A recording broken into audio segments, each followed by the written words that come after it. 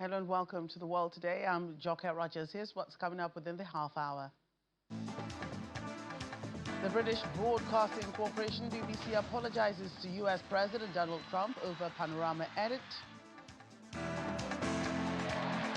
E5 top defense officials meet in Berlin over support for Ukraine and Europe's growing security responsibilities. Plus, Nigeria's annual French Week wraps up as officials, industry leaders highlight deepening ties with France. A Russian drone has rammed into a block of flats in eastern Kyiv during a wave of strikes across the Ukrainian capital, killing at least 6 people and injuring dozens more. According to Ukrainian President Volodymyr Zelensky, about 430 drones and 18 missiles were launched, and dozens of high-rise buildings were damaged. He condemned the strikes as vile and calculated. Officials reported that Kyiv's energy infrastructure was badly hit, leaving some buildings in the capital without heat, claiming several other regions across the country were also targeted. Meanwhile, Ukraine stepped up its attacks on Russia's oil infrastructure as Russian officials said Ukrainian drone strikes hit one of its biggest export terminals in Novorossiysk on the Black Sea coast. The latest attack has prompted President Zelensky to call for no exceptions to Western sanctions on Russian energy. U.S. President Donald Trump had initially announced sanctions on the oil after saying ceasefire talks with Russian President Vladimir Putin were not progressing.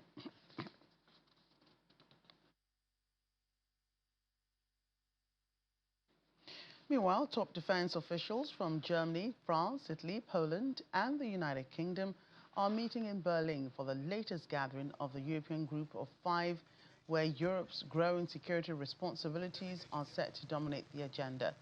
The latest E5 forum is also set to address issues including support for Ukraine and the ongoing energy corruption row, as well as hybrid threats and strengthening defense and security. EU Foreign Policy Chief Kaja Kallas will take part in the meeting, and Ukrainian Defense Minister Denis Shmyhal is expected to join via video link. This week's energy scandal, which saw tens of millions of dollars allegedly skimmed from contracts, has implicated some of President Volodymyr Zelensky's closest allies and raised concerns among EU and other nations about the handling of funds provided to Ukraine. However, President Zelensky has given his full support to the ongoing investigations.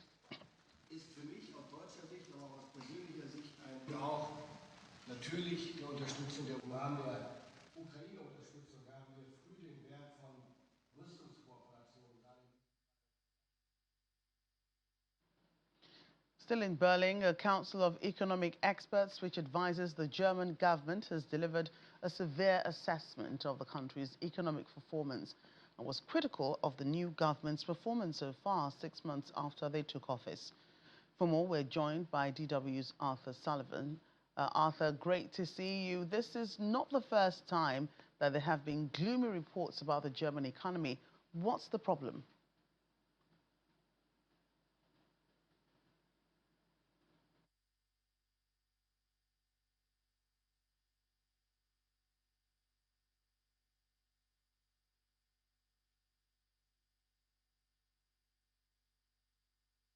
Yes, indeed. Stop me if you've heard this one before, but Germany's economy certainly is in a state of perpetual crisis these days, and you can't move without these kind of stories.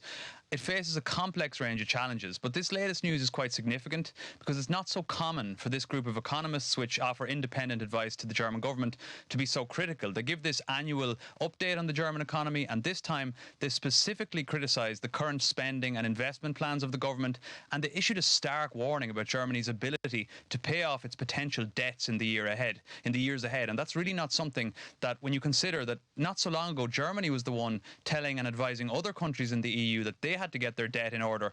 So what has gone wrong that Germany is suddenly in the opposite position? Well, there's a lot of things here, but 10 years ago, just when the EU was recovering from the global financial crisis, Germany was in unusually good shape. It had solid growth, very healthy figures by most economic indicators. But in the last few years, a lot of those core economic strengths have turned into vulnerabilities. Germany suddenly has its large industrial base which was an economic driver, it's unable to adapt to this new era of decarbonisation and increased energy costs. Germany's export machine is not really able to cope in an age of tariffs and what appears to be a retreat from globalisation. And its world-famous car industry suddenly looks unable to compete in a sector which is rapidly pivoting towards electrification and which is increasingly looking towards China. So all of this is reflected in the country's really, really poor growth figures. For 4 years now, Germany's economy has barely grown at all, and there's really not much sign of that changing. Chancellor is now 6 months in office, and he was elected partly on a promise to fix the economy. Is he on the right track, or is there something that is still in the pipeline that we don't know about?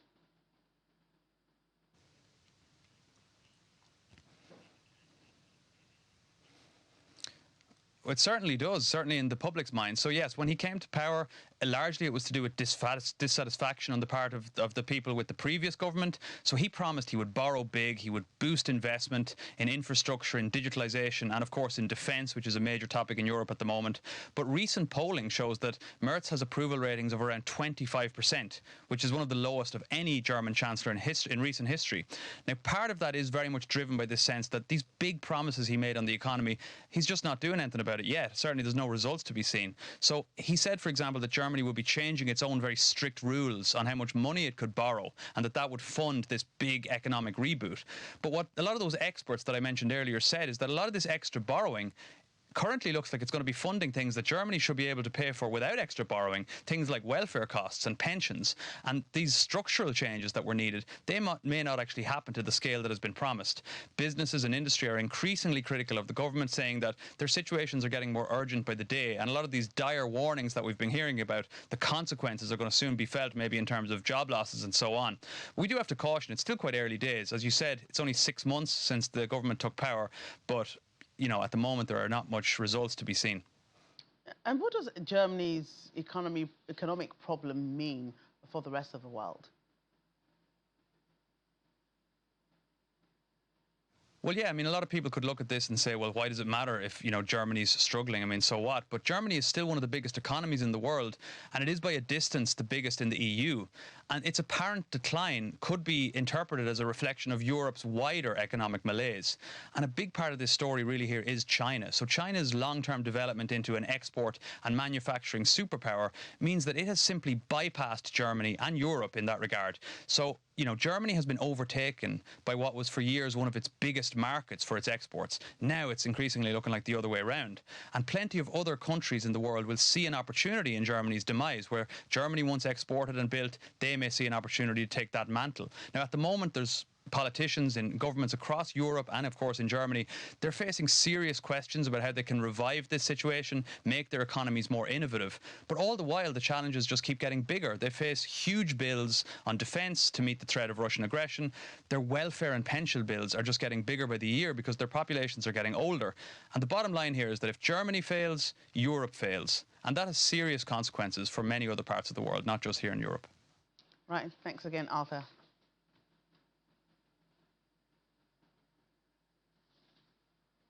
Let's move ahead. Bangladesh's former Prime Minister Sheikh Hasina has denied allegations of crimes against humanity tied to last year's deadly crackdown in the country, saying that she never ordered security forces to fire on protesters. Her comments come after days before a special tribunal delivers a verdict in the high-profile case. The former Prime Minister is accused of being the main architect behind hundreds of killings during the uprising against her autocratic rule, an allegation she continues to deny. In an interview from India, where she fled in August 2024, Ms. Hasina described the trial in absentia a farce run by a kangaroo court controlled by political rivals, adding that she hopes a ban on her party will be lifted before general elections due next year. Meanwhile, prosecutors are seeking the death penalty for Ms. Hasina if she's found guilty on Monday. Security has been intensified around the tribunal in Dhaka ahead of Monday's ruling, which is seen as a pivotal moment for the country and for families of those killed during the uprising. Brazil is seeking to land a compromise at the ongoing climate conference as some nations seek to put ambitious climate action and financial obligations on the summit agenda. These are some of what are tagged flashpoints that have stalled past negotiations. Brazil says it has been successful in finding a middle ground among countries and says parties have engaged in open and honest discussions. Our environment correspondent Ayola Kasim looks at some of the pending issues at the conference. Across the COP30 venue, in the negotiating rooms, the meeting rooms, the pavilions and the side events, the financial needs on how to reduce emissions, adapt to the impact of climate change, and deal with the devastation it is causing is dominating conversations. Sources of finances. The Director General of the Nigerian Conservation Foundation speaks to the country's experience on nature-based solutions, highlighting what needs to change within the process. When you talk about conservation to local communities, they want to see what's in need for them. What is it? What was in need for them? You want them not to go into the forest to cut down the trees, to sell timber, or to hunt animals. Meanwhile, their children need to go to school, their children need healthcare, their children need social amenities, and so on. So they need to see that benefit coming on board. So FCLP is helping us to develop that country package that will be able to help us have resources trickling down to the communities themselves. Not a situation whereby you will have a lot of structures where even you have different big funding organizations, big funds being disbursed for conservation activities, but it's being funded through a lot of structures. And before you know it, almost 75% of the money is used to fund the structure, while only 25% trickle down to the main action on the ground. The long-awaited Loss and Damage Fund, which is mainly to fulfill developed countries' commitment to climate finance, finally got approved on the first day of COP30.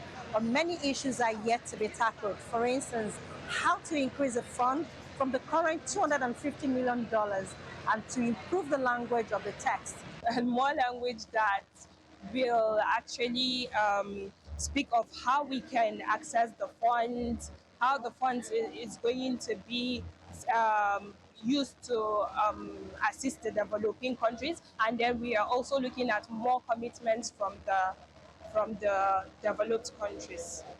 As we approach the end of week one, negotiations continue on issues that could shape the final outcome of the talks.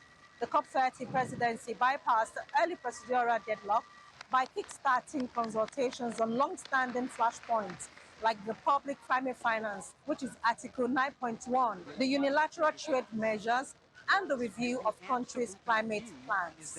On the one hand, there is a very strong message in support of multilateralism, in celebration of unity around the 10-year anniversary of the Paris Agreement, and on the other hand, that we respond to urgency by accelerating implementation and international cooperation. With consultation getting extended till Saturday with developed and developing countries, continue to show deep divisions, in particular on public finance, pressure is mounting for the presidency to chart a path forward that builds confidence that obligations to provide public finance will be met.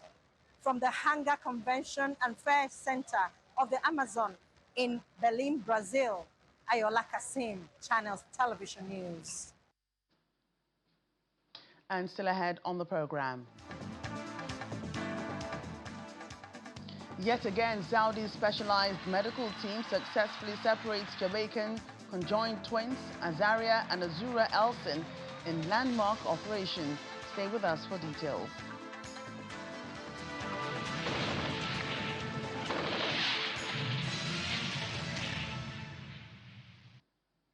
Welcome back. The British Broadcasting Corporation, the BBC, has apologized to US President Donald Trump for a Panorama episode that emerged part of his January 6, 2021 speech together, but has rejected his demands for compensation.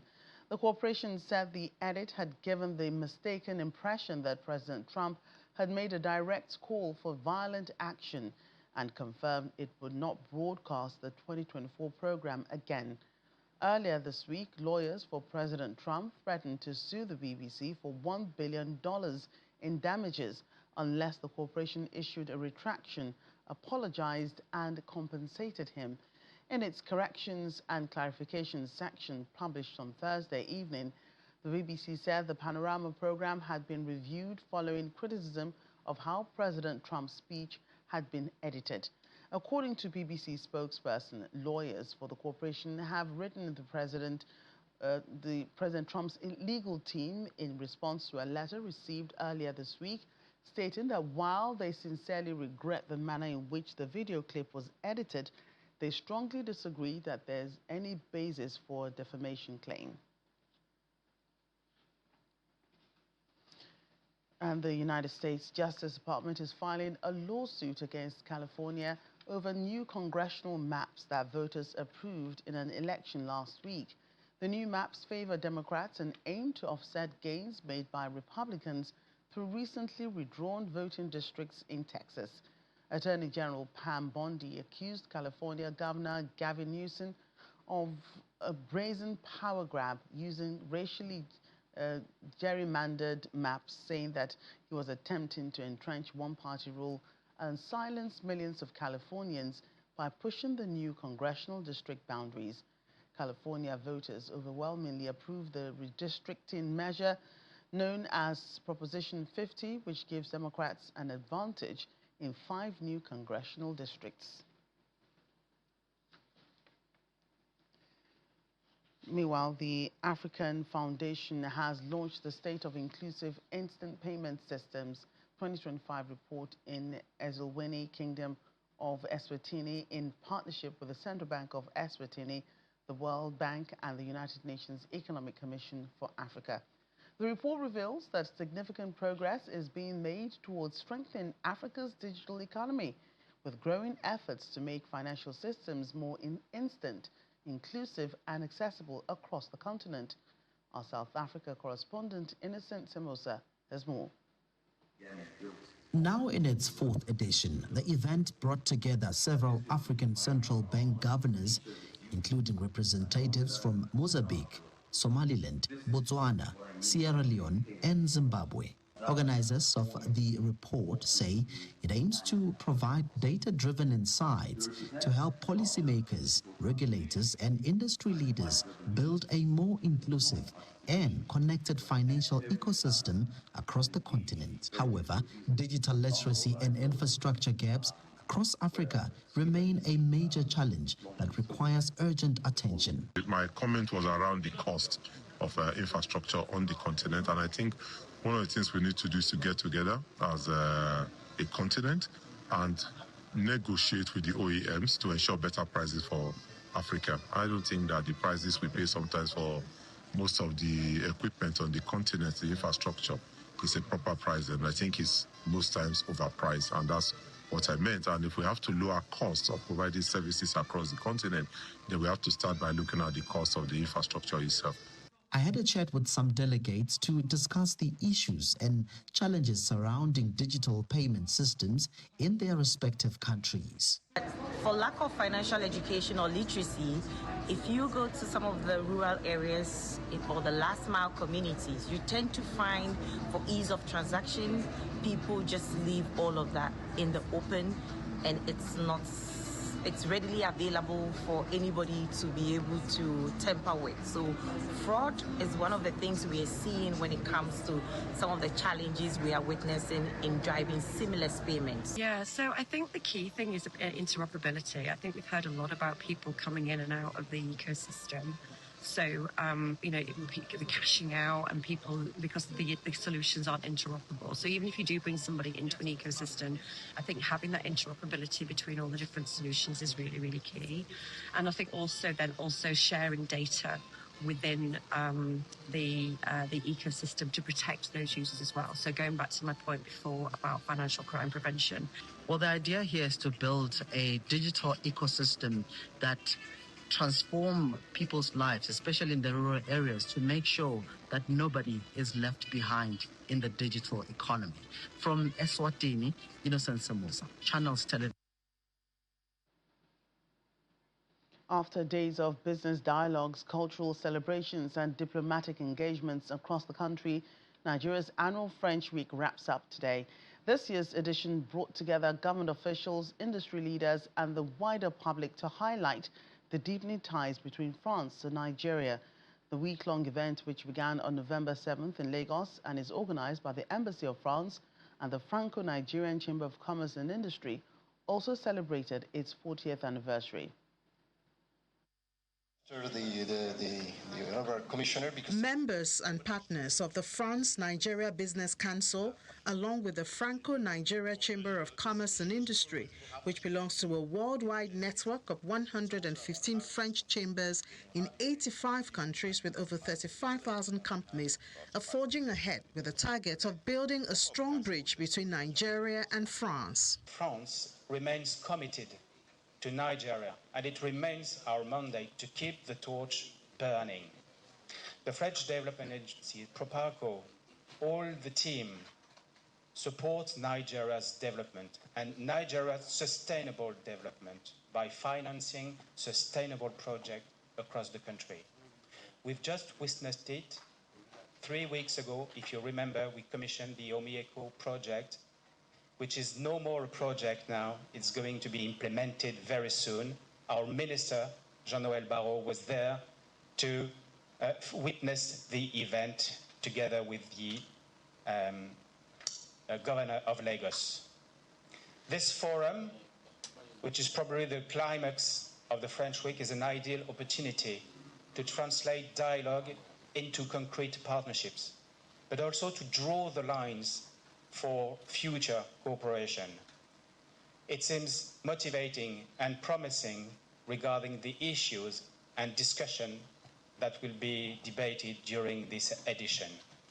The first panel will address the topic of public-private partnership.